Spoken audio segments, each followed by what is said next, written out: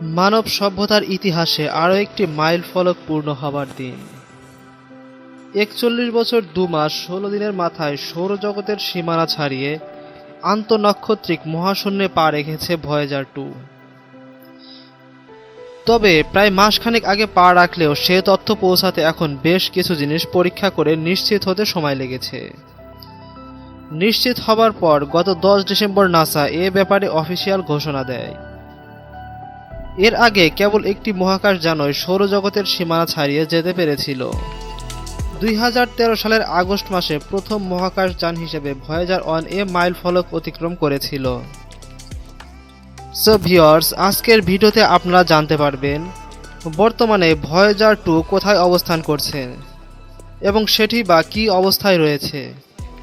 এরকমই কিছু চমকপ্রদ তথ্য নিয়ে আজকের ভিডিও। সো ভিডিওটি দারুণ ইন্টারেস্টিং হতে চলেছে, তাই ভিডিওটি অবশ্যই শেষ পর্যন্ত দেখবেন। আর ভিডিওটি শুরু করার আগে এখনই চ্যানেলটিকে সাবস্ক্রাইব করে বেল আইকনটি প্রেস করে রাখুন, যেন পরবর্তীতে এরকম ইন্টারেস্টিং ভিডিও সবার আগে দেখতে পারেন। সো চলুন ভিডিওতে যাওয়া যাক। ২০ আগস্ট ১৯৭৭ ভয়েজার ২ এর উৎক্ষেপণ শুরুটা হয়েছিল সেই ১৯৭৭ সালে ২০ আগস্ট। প্রাথমিকভাবে ভয়েজার ২ এর কাজ ছিল সৌরজগতের বাইরের দিকের গ্রহ বৃহস্পতি, শনি, ইউরেনাস ও নেপচুন এই ৪ গ্রহকে পর্যবেক্ষণ করা আর পর্যবেক্ষণ থেকে পাওয়া তথ্য পৃথিবীতে প্রেরণ করা। শুরুটা হয়েছিল বৃহস্পতিকে দিয়ে। বৃহস্পতি এবং এর উপগ্রহগুলোকে প্রদক্ষিণ করে তার মহাকর্ষকে কাজে লাগিয়ে নিজের গতি বাড়িয়ে নেওয়া এবং শনির দিকে ছুটে যাওয়া, আর যতটা সম্ভব সব কিছুর ছবি তুলে পাঠানো। এর আগে ভয়েজার ১ও ঘুরে গিয়েছিল বৃহস্পতিকে। এর পাঠানো ছবিগুলো কতটা নিখুঁত ছিল সেটা যাচাই করে দেখাও ছিল এর কাজ। আরেকটা মূল্যবান উদ্দেশ্য ছিল, এটি যেহেতু কিছুটা সময় পড়ে গিয়েছে তাই সময়ের মাঝে বৃহস্পতির পরিমণ্ডল, আবহাওয়ার ইত্যাদি কতটা পরিবর্তন হয়েছে তা বোঝার চেষ্টা করা। দুটি কাজেই সফলভাবে সম্পূর্ণ করে ভয়েজার ২ পার্শ্ববর্তী গন্তব্য শনিতে পৌঁছায়। এখানেও আগের মতোই কাজ ছিল এর, এবং এর পরের গন্তব্য ছিল ইউরেনাস। ভয়েজার ২ এখন পর্যন্ত একমাত্র মহাকাশযান যেটি ইউরেনাসকে প্রদক্ষিণ করেছে। খুব বেশি তথ্য পাওয়া না গেলেও কিছু গুরুত্বপূর্ণ তথ্য পাওয়া গেছে। জানা গেছে ইউরেনাসের বুকে বয়ে চলেছে একটি ফুটন্ত পানির সমুদ্র। আরেকটি তথ্য বিজ্ঞানীদেরকে দারুণ চিন্তায় ফেলে দেয়, সেটা হচ্ছে মেরুর গড় তাপমাত্রা আর বিষুব অঞ্চলের গড় তাপমাত্রার পরিমাণ সমান। আরও জানা গেছে এই গ্রহটিতে শনির চেয়েও শক্তিশালী একটি চুম্বক ক্ষেত্র আছে। এদের পাশাপাশি ইউরেনাসের ১০টি চাঁদ, ২টি বলয় আবিষ্কার করেছে ভয়েজার ২। ইউরেনাসের মহাকর্ষের সাহায্য নিয়ে ভয়েজার ২ ছুটে গিয়েছে পার্শ্ববর্তী গন্তব্য নেপচুনে।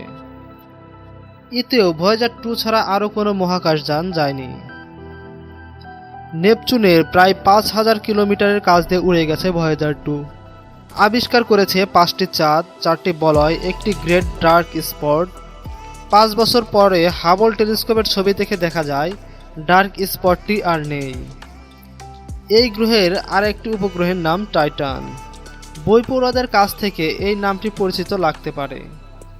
কল্পবিজ্ঞান লেখক মোহাম্মদ জাফর ইকবালের একটি বিজ্ঞান কল্পকাহিনী ছিল টাইটন নামক একটি গ্রহের নামে। নেপচুনের মহাকর্ষের সাহায্য নিয়ে ভয়েজার ২ আবারও ছুট দেয় সৌরজগতের সীমানাকে লক্ষ্য করে। আমাদের গ্যালাক্সির যে অংশে সূর্যের অবস্থান, এর প্রভাব, তার নাম হলিওস্ফিয়ার। ভয়েজার ১ এই হলিওস্ফিয়ারের উত্তর দিকে হোমিওস্ফিয়ারের ধারে ছুটে গিয়েছিল, আর ভয়েজার ২ ছুট দিয়েছিল দক্ষিণ দিকের। আর আজকে আমরা জানি ভয়েজার ২ এ মিশনেও সফল হয়েছে। এখন একটি সৌরজগতের সীমানা ছাড়িয়ে ছুটে চলেছে আন্তঃনক্ষত্রিক মহাশূন্যে। ভয়েজার মিশনে কর্মরত বিজ্ঞানী জাস্টিন কাম্পার এ প্রসঙ্গে বলেন, একটি মহাকাশযান যদি এমন সাফল্য পেত তাহলে বলা যেত যে লাক বাই চান্স, মানে একবার তো ভাগ্যক্রমে হয়ে যেতেই পারে।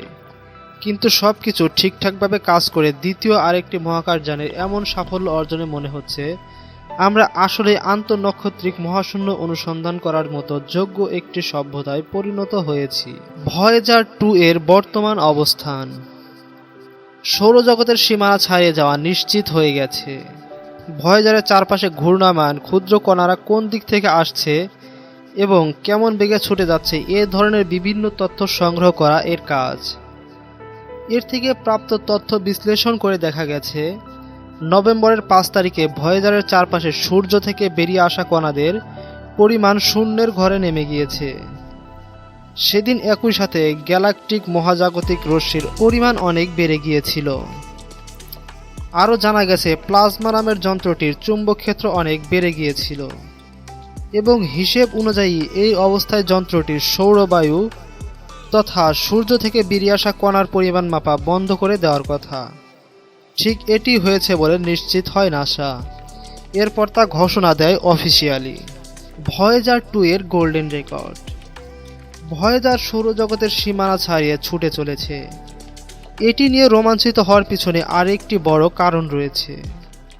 এটি সাথে করে নিয়ে যাচ্ছে গোল্ডেন রেকর্ড জনপ্রিয় বিজ্ঞান উপস্থাপক মহাকাশবিদ কার্ল সেগানের নেতৃত্বে নাসার একটি দল সিদ্ধান্ত নিয়েছিল পিওনিয়ার 11 ও ভয়েজার 1 এবং ভয়েজার 2-তে এমন একটি জিনিস সাথে করে দেওয়া যাবে যাতে আন্তঃনক্ষত্রিক কোনো সভ্যতার জন্য বার্তা লেখা থাকে। সেই জিনিসটার মলাট হিসেবে স্বর্ণের ফলকে খোদাই করে সৌরজগতের একটি মডেল এবং মিল্কি ওয়ে গ্যালাক্সিতে আমাদের অবস্থান নিশ্চিত করা ছিল। সেই সাথে ফাঁকা ছিল হাইড্রোজেন পরমাণুর গঠন। এছাড়াও এতে ইলেকট্রোপ্লোটিংয়ের মাধ্যমে বিশুদ্ধ ইউরেনিয়াম 238 যুক্ত করা হয়েছিল। এটি তেজক্রিয় ঘড়ির মতো কাজ করে, ফলে এ থেকে ভয়েজার 2 এর যাত্রা শুরুর সময় নির্ণয় করা যায়। আন্তঃনক্ষত্রিক কোনো সভ্যতা যদি থাকে আর যদি তারা জ্ঞান বিজ্ঞানে উন্নত হয়ে থাকে, এটি পেলে হয়তো তারা বুঝতে পারে এর মর্ম কী। সেই গোল্ডেন রেকর্ড ভেতরে 55টি ভিন্ন ভাষার অভিবাদন রেকর্ড করা ছিল। সাথে ছিল পৃথিবীর বেশ কিছু প্রাকৃতিক শব্দ, মানুষের হৃৎপিণ্ডের ঢিপ ঢিপ শব্দ ইত্যাদি। বিথোভেন, চাক বেরি সহ বেশ কয়েকজন বিখ্যাত গায়কের গানও ছিল এতে। মানুষের ডিএনএ, ভ্রূণ বাচ্চা জন্ম নেওয়ার ছবি সহ জ্ঞান বিজ্ঞান, খেলাধুলা, সমাজ সংস্কৃতি ইত্যাদি নিয়ে বেশ কিছু ছবিও ছিল। এ ব্যাপারে কার্ল সেগান বলেছিলেন, আন্তঃনক্ষত্রিক মহাশূন্যে যদি মহাকাশযান বিজ্ঞানের সাথে পরিচিত কোনো সভ্যতা থাকে তবেই কেবল এই মহাকাশটির পথ চলায় বাধা পড়বে এবং এই রেকর্ডটি বাঁচবে। এখন পর্যন্ত পৃথিবীর বাইরে কোনো জীবনের সন্ধান পায়নি। উন্নত সভ্যতা তো অনেক দূরের প্রশ্ন, কাজেই এমন সম্ভাবনা খুবই কম। তবে একেবারে উড়িয়ে দেওয়া যায় না। গোল্ডেন রেকর্ড ভিন্ন কোনো সভ্যতার প্রাণীদের হাতে পড়ুক বা না পড়ুক, মানব সভ্যতার চিহ্ন এবং উপকরণ বুকে নিয়ে ভয়েজার 2 সৌরজগতের সীমানা ছাড়িয়ে আন্তঃনক্ষত্রিক স্থানের মাঝ দিয়ে ছুটে যাচ্ছে। এই ব্যাপারটা চিন্তা করলেই একটা রোমাঞ্চ বোধ হয়। সো ভিউয়ার্স, আজকের ভিডিওটি কেমন লাগলো তা অবশ্যই কমেন্ট করে জানাবেন। আর ভালো লাগলে লাইক কমেন্ট করতে ভুলবেন না এবং চ্যানেলটিকে সাবস্ক্রাইব করতেও ভুলবেন না। ভালো থাকবেন সবাই।